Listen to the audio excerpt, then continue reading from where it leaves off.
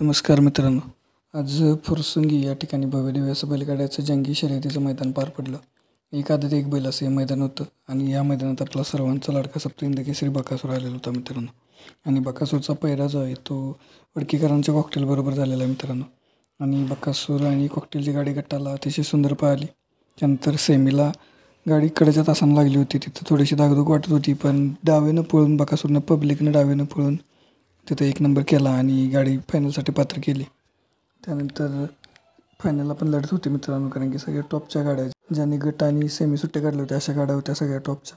त्यामध्ये 2 नंबरच्या तासावरती आपल्याला बकासूर आणि कॉकटेलची गाडी पळताना पाहायला मिळाली आणि अतिशय सुंदर पळ केला आहे मित्रांनो बकासूर आणि कॉकटेलने. आणि सुट्टा निकाल घेतलेला आहे मित्रांनो बकासूर आणि कॉकटेलने. आणि 1 नंबरची मानकरी या मैदानाची बकासूर आणि कॉकटेल ठरलेले आहेत. तर बकासूर आणि कॉकटेलचं खूप खूप अभिनंदन. आणि व्हिडिओ आवडला असेल तर नक्की एकदा लाईक करा आणि चॅनलला सबस्क्राईब करा.